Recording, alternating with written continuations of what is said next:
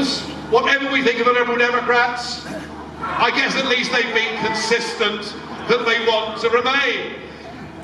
Lord Adonis, who's now standing, Lord Who was what I thought a few months ago, but Lord Adonis said, if you're a Labour voter and you're a Brexiteer, don't vote Labour. So you can't vote Labour, you cannot as a Brexiteer vote for any of the other parties, but there is one party here in the Northwest that you can vote for, and I want to say, I think what you've seen and heard this afternoon is an amazing array of talented and brave people.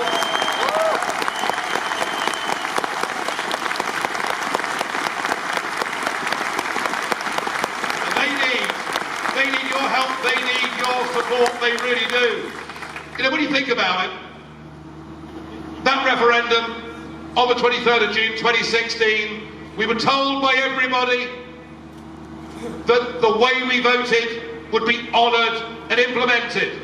Remember that leaflet that David Cameron put through everyone's door? Spent 10 million quid of our money telling us how terrible it would be if we voted to leave, that jobs would go, investment would go. We even had George Osborne telling us there'd be an emergency budget, interest rates would go up, taxes would go up, 500,000 jobs would be lost immediately. We had President Obama coming across and telling us that we'd go to the back of the queue, and despite everything, despite all the threats, we the British people voted by a big majority of 1.3 million votes. We voted leave and we knew what we were voting for.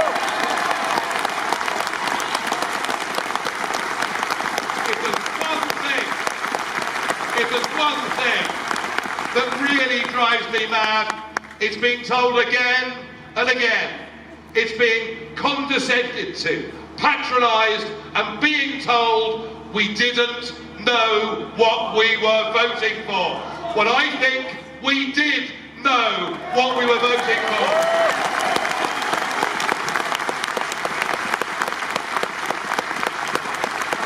And then it happened again, didn't it? The general election, both big parties said, well, at least they're big parties at the moment, but we'll come to that perhaps in a second. And both of them, in their manifestos, promised us, vote for us, and we will honour the result of the referendum. And as previous speakers have said, perfectly clear what the referendum was about. Every single leading player on both the Remain and Leave sides said the consequence of leaving was that we would leave the EU, the single market and the customs union. So they both promised us they'd honour the result. We then saw 498 MPs voting for Article 50. I have to tell you folks, even I thought at that stage we'd probably won. Because Article 50 said that we were leaving on the 29th of March 2019 with or without a deal. And given that Mrs May's deal is actually a new European treaty that in some ways is worse than the current terms of EU membership, we should have left on the 29th of March with no deal and been free.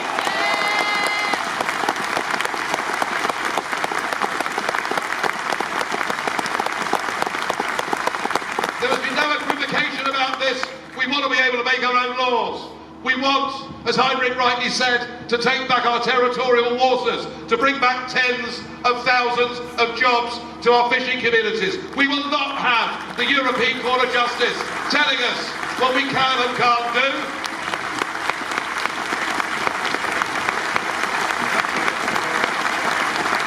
And as far as the £39 billion Monsieur Barnier's ransom that Mrs May wants to pay, well, as far as we in the Brexit Party are concerned, they can whistle Dixie for their 39 billion.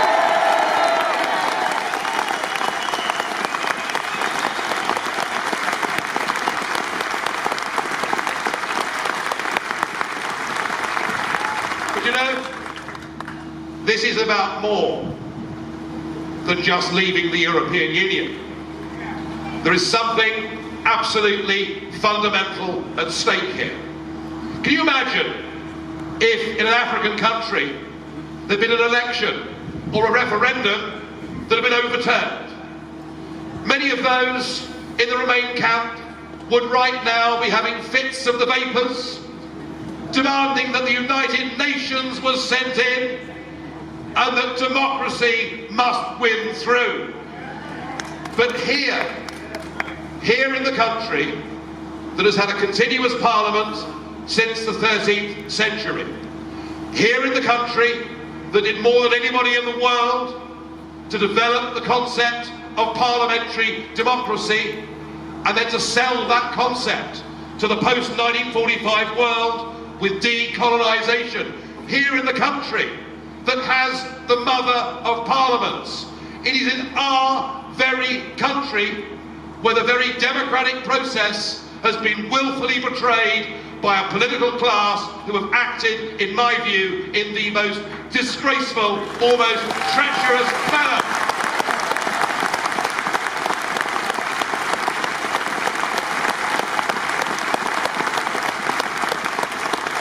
So we are fighting these elections because we're standing up and fighting for the very principle of democracy, for the very principle of self-determination, and for the very thing that those generations that went before us made massive sacrifices to defend.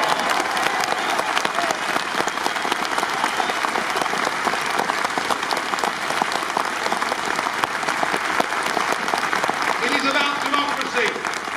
It is about that bond of trust that needs to exist between government and people for a country to operate successfully. It's about how the rest of the world views us. You know, many friends I have in Australia, India, around the world, they simply can't believe what's going on in this country. I've got some American friends. I won't name them, obviously.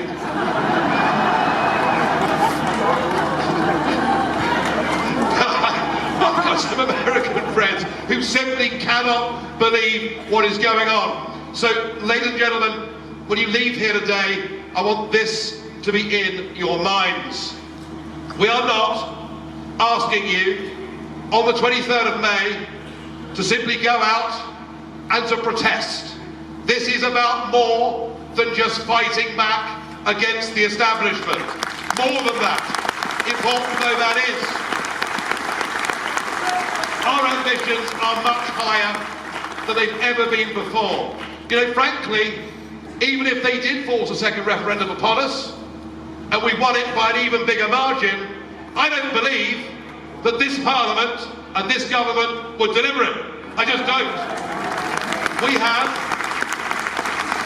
have a two-party system that no longer is fit for purpose. A two-party system that is broken. A two-party system that serves nothing but itself. We have a parliament that is out of touch with the nation. We have a civil service who've given up on any idea of being independent, and many of them are now active Remain campaigners. Our system is rotten to the core. And what we need to do is to change politics for good.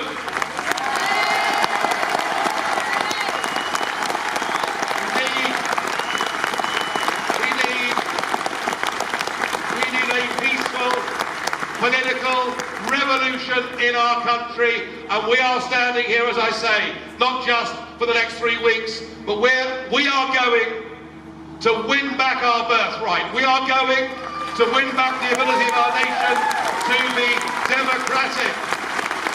So I have to ask you, are you with us? Yeah! I want you to join us as a registered supporter. I want you to talk to your friends and your neighbours. I want you to take that message out everywhere you go and tell people Britain needs the Brexit Party and the Brexit Party needs you. Thank you.